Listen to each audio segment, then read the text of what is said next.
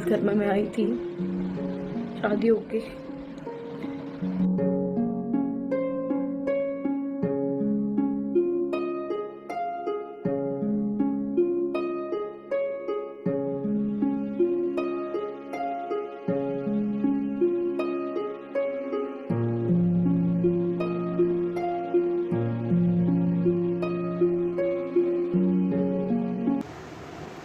सब कुछ टूट गया, सब कुछ बिखर गया, सिर्फ एक जान ही तो नहीं निकली, बाकी सब हो गया, सब बीत गया। यानी कि ऐसा क्या ही बीता जिसकी वजह से सपना को ये कहना पड़ा कि एक जान ही तो नहीं निकली, बाकी सब कुछ तो हो ही गया।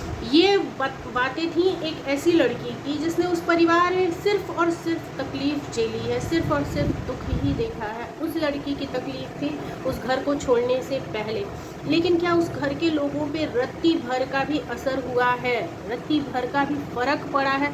अपनी पोतियों को, अपनी बहू को छोड़ने से कोई भी फ़र्क इन लोगों के अंदर क्या देखने को मिल रहा है? ये सारी ही बातें हम करेंगे।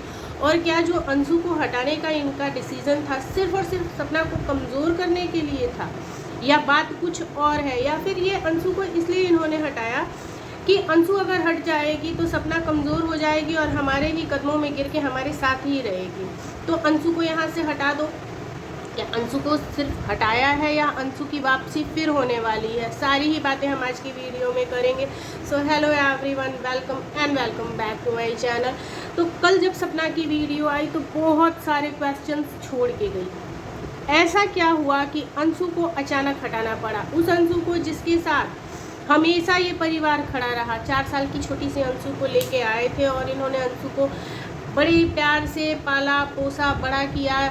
जब इनके बड़े बेटे चले गए फिर भी इन्होंने अंशु को छोड़ा नहीं, उस तकलीफ़ में भी अंशु इनके साथ रही और ये अंशु के साथ रहे, अंशु सपना के साथ रही और सपना अंशु के साथ रही। ये सारी ही बॉन्डिंग, अंशु कहीं से भी कल्प्रिट नज़र नहीं आ रही थी, लेकिन फ़िलहाल जो सिनेरियो है उसमें अंशु को कुछ लोग कल्प्रिट बता रहे हैं और कुछ लोग अंशु को भी ये बता रहे हैं कि अंशु के साथ भी अन्याय हुआ है। लेकिन क्या चीज़ें क्या हैं क्या नहीं हैं, ये सारी ही बातें ना आज की वीडियो में मैं क्लियर करूँगी, तो वीडियो को फुल वॉच करके जाइएगा। और वीडियो पसंद आती है तो वीडियो को लाइक और चैनल को सब्सक्राइब प्लीज़ ज़रूर कर दीजिएगा, ये मेरी रिक्वेस्ट है आप सभी से।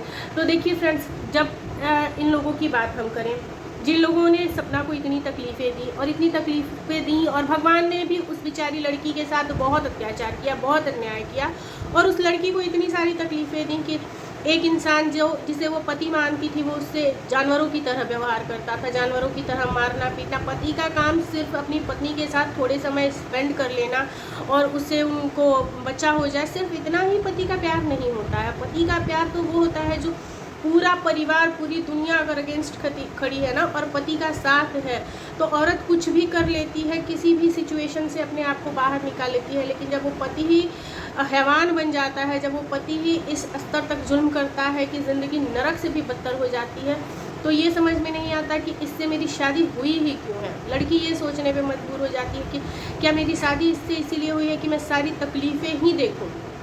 खैर, भगवान की मर्ज़ी, वो इंसान भी नहीं रहा और सपना के जीवन में बहुत तकलीफ़ आई।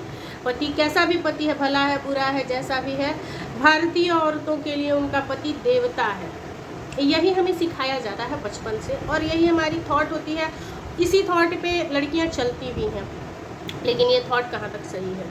खैर, इसके बाद सपना के पास कुछ चीज़ें ऐसी थी जो उसके साथ टॉर्चर होता था उस घर में, उससे रिलेटेड कि इन लोगों की मजबूरी हो गई अपने ही छोटे बेटे से सपना की शादी करने की। और उस छोटे बेटे ने सपना के जीवन में बहुत सारी खुशियाँ भरी, बहुत सारे नए रंग भरे, लेकिन भगवान को ये भी मंजूर नहीं था और वो भी चले गए।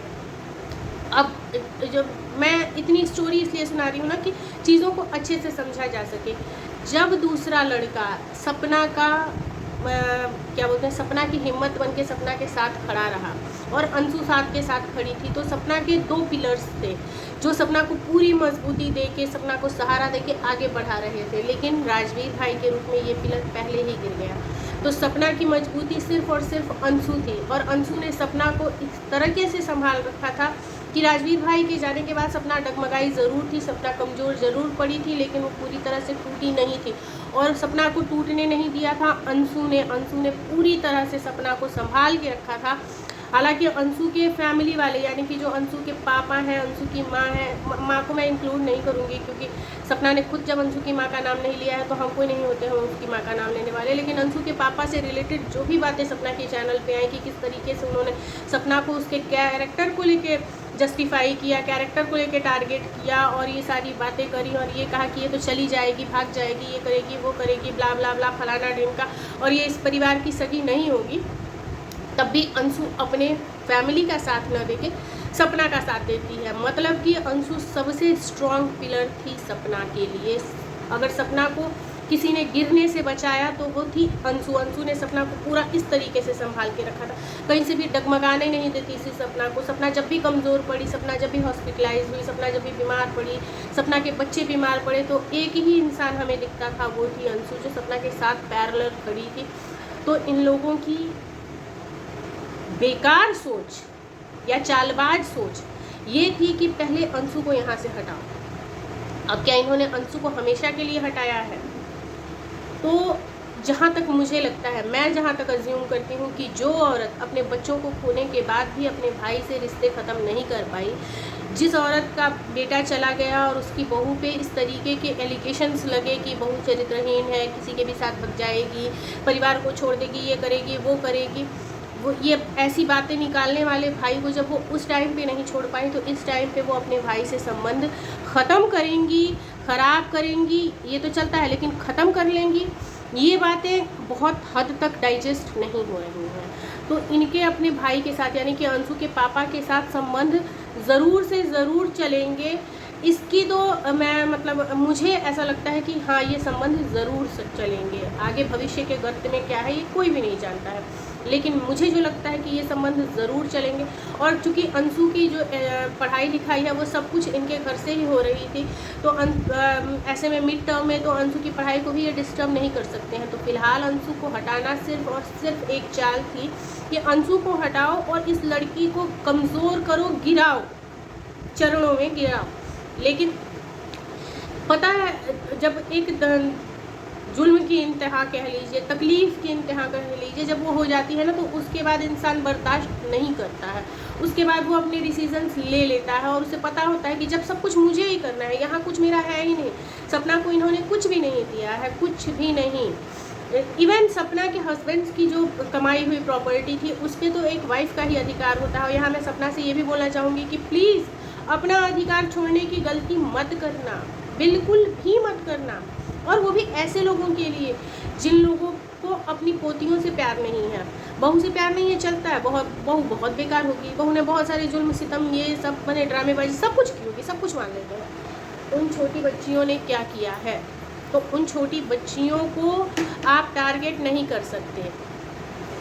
उन छोटी बच्चियों के लिए आपने मतलब कुछ भी नहीं सोचा, एक सेकंड आपने नहीं सोचा उन छोटी बच्चियों को अपने से दूर करने में।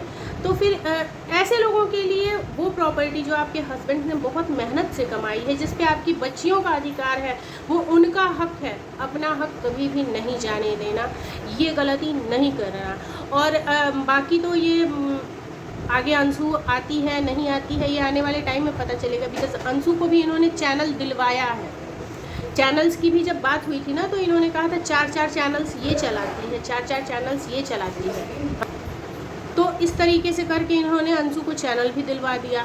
खैर, अंशु ने बहुत साथ दिया है, सपना का चैनल देना कोई बहुत बड़ी बात नहीं थी कि इतना बड़ा चैनल सपना को दे दिया गया। लेकिन सपना को चैनल दिलवाने के पीछे, मतलब अंशु को चैनल दिलवाने के पीछे रीज़न मुझे यही समझ में आता है कि इनकी जो अपनी अपडेट्स होगी ना, कुछ टाइम बाद ये उसी चैनल से शायद से लेके आए कि इनकी फ़िलहाल की क्या अपडेट्स हैं। लेकिन मुझे ये नहीं लगता कि जिस तरीके की बॉन्डिंग सपना और अंशु की थी, अंशु कोई भी इस तरीके की चीज़ अपने चैनल से सोशल मीडिया प्लेटफॉर्म पे लेके आएगी। बाकी सारी चीज़ें क्या होती हैं वो तो फ्यूचर जाने। लेकिन फ़िलहाल जो सपना का डिसीज़न था वो बहुत बढ़िया था। उस ज़िंदगी को छोड़ के एक नई ज़िंदगी, एक नया स्टेप लेना, ये बहुत सही डिसीज़न था। क्योंकि बच्चियों का पूरा फ्यूचर अभी बाकी है, बच्चियों की पूरी ज़िंदगी बाकी है। बच्चियों ने तो अभी खड़ा होकर चलना ही सीखा है, ठीक है। तो दोनों बच्चियों के पूरे जीवन का सवाल था और वहाँ पे आप सेक्रीफाइस नहीं कर सकती थी। आपने अपनी ज़िंदगी के लिए जितने ज़्यादा सेक्रीफाइस करने थे उससे कहीं ज़्यादा कर दिए। बहुत ज़्यादा सेक्रीफाइसेस किए हैं, बहुत ज़्यादा बर्दाश्त कर लिया, लेकिन उस घर में, उस माहौल में बच्चियों को भी सफ़र करना पड़ता, बच्चियों को भी बहुत सारी चीज़ें बर्दाश्त करनी पड़ती, तो उन्हें ये बर्दाश्त ना करना पड़े, उसके लिए जो भी डिसीजन सपना ने लिया है वो बहुत अच्छा लिया है। और मैं यहाँ सारे ही लोगों से ये रिक्वेस्ट करूँगी कि प्लीज़ सपोर्ट सपना। इस टाइम पे सपना को सबके सपोर्ट की, सारे ही व्यूअर्स के सपोर्ट की बहुत ज़रूरत है।